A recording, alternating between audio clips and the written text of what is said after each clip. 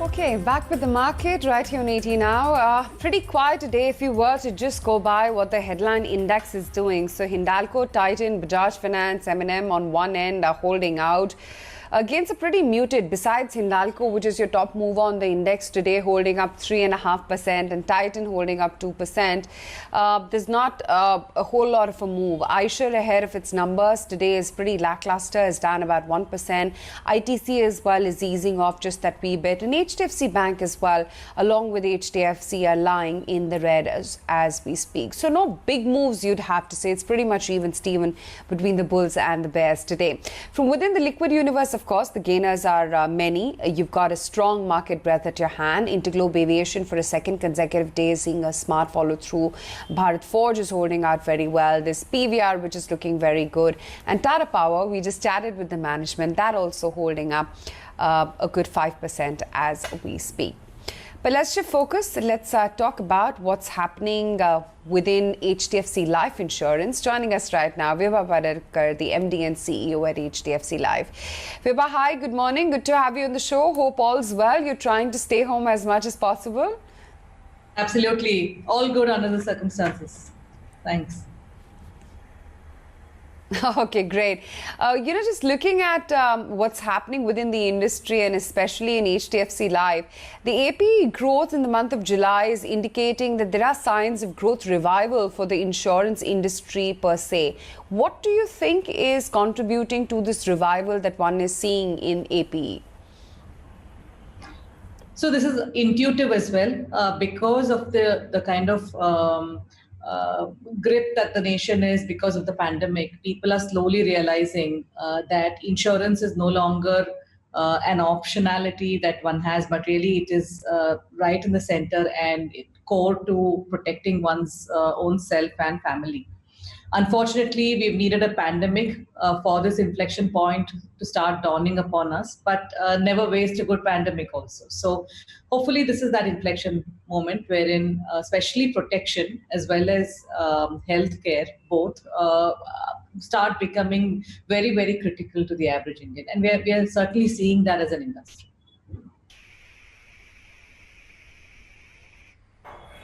Sure.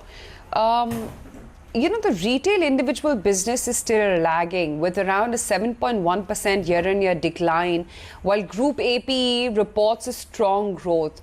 What are the trends that you foresee are going to shape up in the, say, next few months? I think as an industry, if you end flat, it would not be a bad place. This I'm talking about retail individual APE. It all depends on what the recovery signature is. Is it W-shaped or U-shaped or some other manner in which it's 2 steps forward, 1 step back? And also the lag effect of the impact on economy, even after vaccines are found, it's deployed, and COVID starts decreasing in terms of its devastating impact. So a lot of dependency on that, but I'm hopeful that at least flat, if not low single digits, is where we should end as an industry on a full year basis.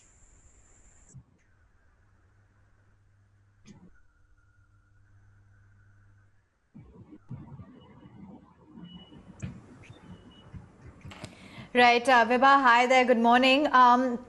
Now, given the fact that the markets have seen, quite a sharp recovery, tell us how the demand for ULIPs is panning out and what exactly is the product strategy in place for FY21? So ULIPs really, and quite expectedly once again, are not flavor of the season because of a lot of volatility in the markets. Also, ULIP investor is largely more discretionary investment rather than critical to one or more of his basic needs.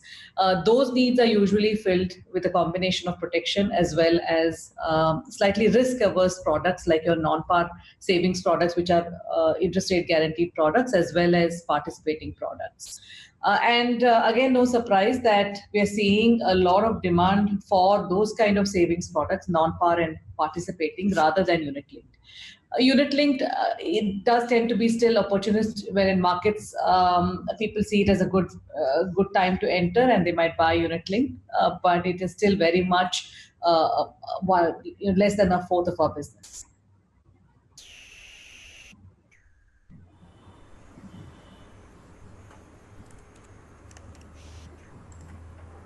Okay.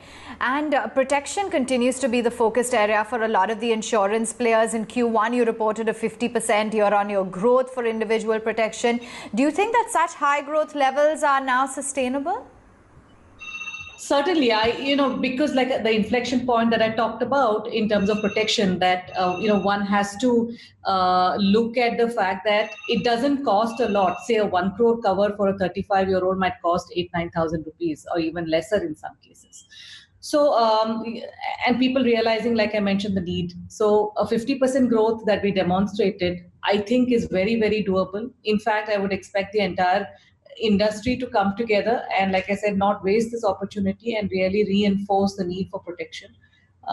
So yes, I am, and if you connect that with the abysmally low levels of protection. So there was a Goldman Sachs report, and when you deconstruct that in terms of the affording white collar population, it's just about 2.5% of that population has pure protection. So really a very, very long roadmap that is there. And India still is, even after repricing, one of the lowest rates of to buy protection. So all of that means that, yes, this is a high growth, should be a high growth market.